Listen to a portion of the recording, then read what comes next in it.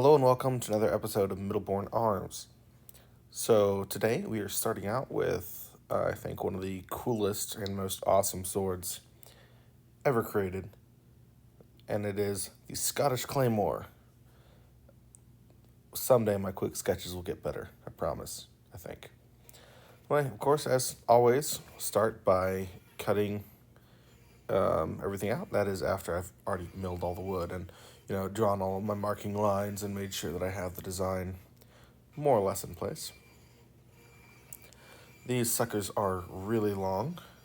I make my claymores about 50 inches or so, between 50 and 52 inches long once I've got the pommel and everything on it. They're about as long as I can make a sword fairly easily. Anything longer, and it's really difficult to keep your wood straight, which, no comments. All right, so after I've cut it, the idea is to plane down the edge. That way you make it nice and straight all the way down, get rid of all the cut marks and any inconsistencies I may have had on the in keeping close to that line that I marked.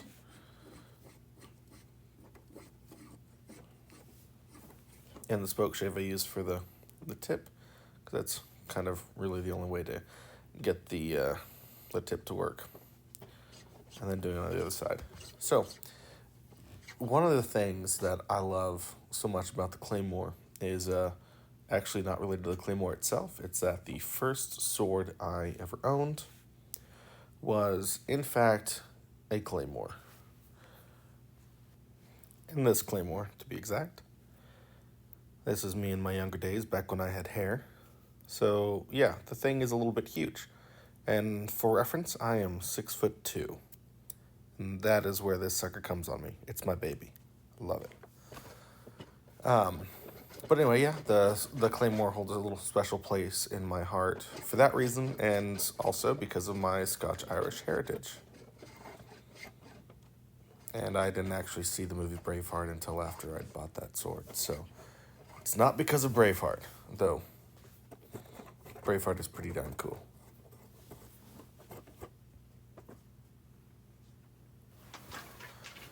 All right, and once the edge is done, it's all about planing the blade shape. And on a blade this size, this takes forever, and it is exhausting.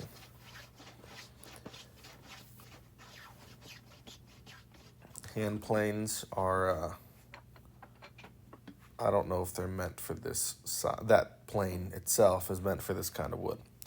But as you can see here, I was having an issue with the blade bending, so I kind of finagled this little support there so I could get really work on the tip.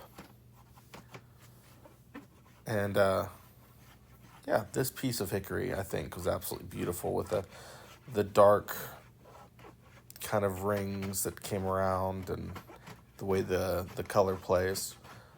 This one I actually made for my dad, and it is in his keeping now. Well, technically I didn't make it for him, I made it for an event, but he was the one who bought it, so. Alright, and I was trying to prevent any damage from the clamps, so I was using the foam pad there. As you can see on the other one, I have some leather strips kind of jankily put on there. And it's just a lot of planing. I didn't want to film too long while I was doing this because of how exhausting it is, and because I film with my phone, and if I'm filming on my phone, then I can't listen to music, and honestly, one of the best ways to do that kind of work is with a rhythm that you can work to. And I've switched over now that the blades are mostly done to making the guard. And here I am putting the mortise in through the whole thing before I try to cut it to shape. Just, you always want to do that first before you do anything else. It just leads to far better results, usually. Even though this is a pretty long mortise.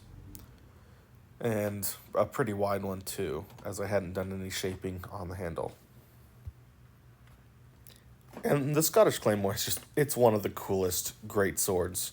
There were a lot of different ones. If you go to the continent and you go to Germany and to Italy, they have their own versions. But none of them, I think, really had the distinctiveness that you get with the Claymore. Like, maybe the German, I don't know how to pronounce it because I don't speak German, sword is, it's almost as iconic, but it's not as beautiful. The Scottish Claymore is just incredible with the quatrefoil, the way that they just fit everything together. It's fantastic. I do not do the quatrefoil, just because it's not really feasible to do with wood on this scale and anything that can, survive. So, yeah, that's your little mini Claymore history lesson. So, what I do with a guard like this, if you can see here,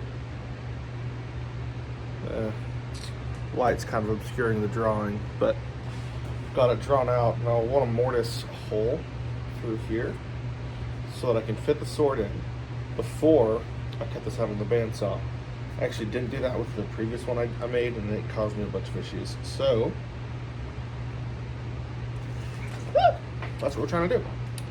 And then I want to make sure that I've got it the right depth, which could barely stop. The autofocus is going in my head. Right there. So that's why I use this to get the correct length. And then tapped this sucker to get the right measurements, which it's no longer on right now. I've screwed up.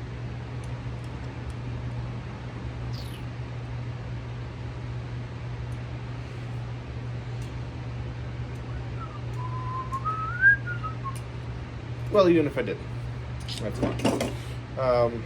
But if I put the hole in here this way, that gives me less opportunities for getting tear out on the other side, because this will be a nice clean bore, so that when I cut it out, I'll have it already ready, and I can just plop the sword on.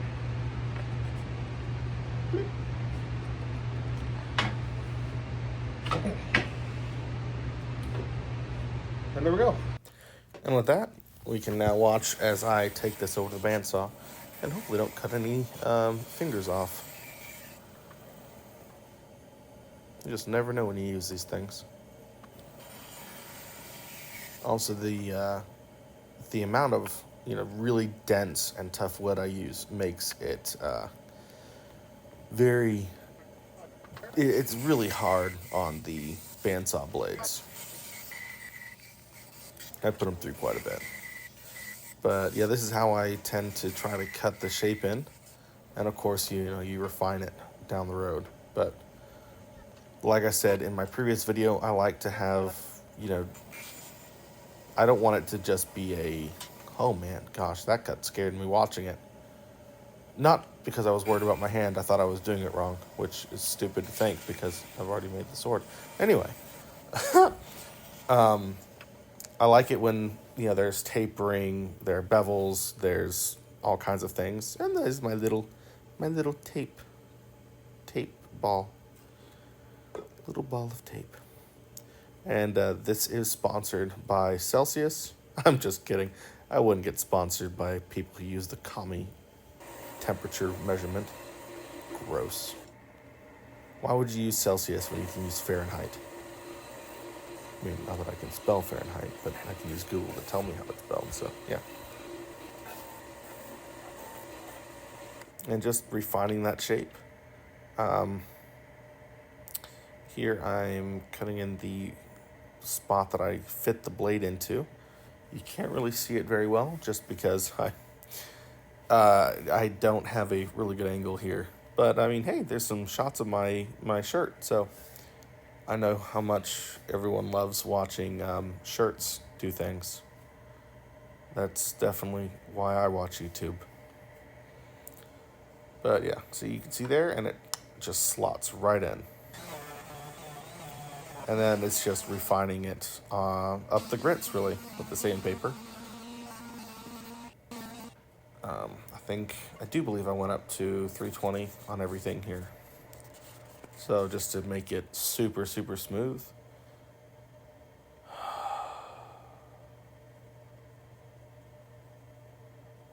No, I'm not going to comment anymore.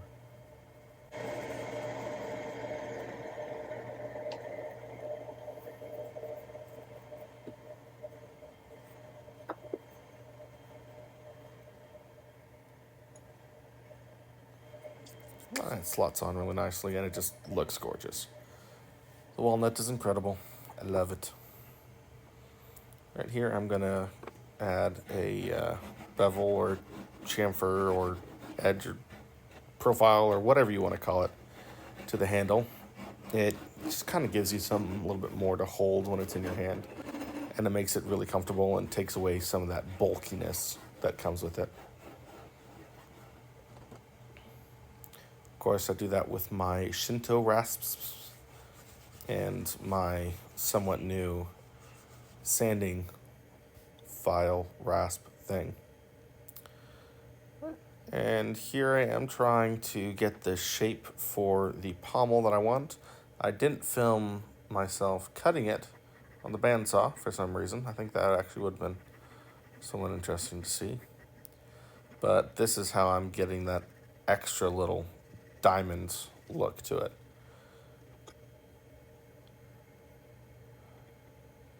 This, I like to make every sword just a little bit different than the one I've made before, with the exception of stuff like the Master Swords and the Crusader Swords. Even those, I'm trying to do something a little bit different with how I make it at least. Just, they say variety is the spice of life. And you've now seen me in a variety of shirts and a lot of shirt clips. So, you get that kind of variety that I've passed on to you. Yay. And that is a completely different pommel that I did not film me making at all.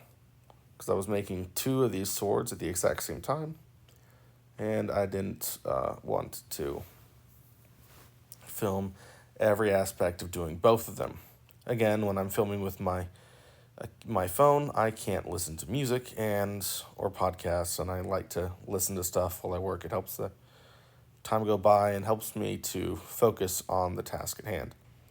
So those are the 2 claymores. This is the glue and fit up. They fit in their slots really well. Gosh. And the pommels went on really, really nice. The whole project, I've made, I don't know, 5, 6, 7 of these so far. And each time they've come together, better than the last. I enjoy making these quite a bit. Even though the extra blade length makes it more difficult, the final product just feels so great. I mean, there's nothing like holding a big sword. And you know what they say about men with big swords? They like big swords because big swords are awesome. And here I am applying the leather wrap. I ended up having to do this twice because I didn't put it on correctly the first time. So you'll see me, I have to unwind it and get rid of the glue, but thankfully it spins to come off. I just needed to make each layer just that much wider so that I could get all the way to the end. Of course, you scuff up the leather so that the glue has someone to adhere to, and then I put in a little tack thingy.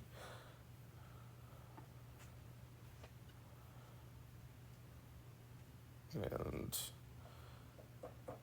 there we go.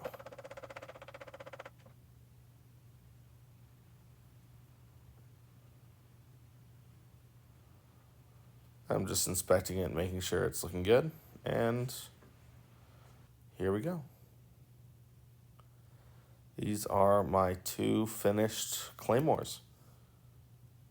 Again, they are 50 to 52 inches long. They are massive. They feel great in the hand, and they're actually really well balanced. That's something I pride myself on, is the balance of the swords that I make, and they are great. The one on the left is still available at the time of recording, and I think it's a pretty sweet sword, not gonna lie. All right, and that's it. Thank you guys so much for watching. Check out my website at middlebornearms.com. Get yourself a bookmark, get yourself a sword. Go ahead and watch one of these other videos. That's how YouTube knows that my content is even worth showing to people. And we'll catch you on the flip side.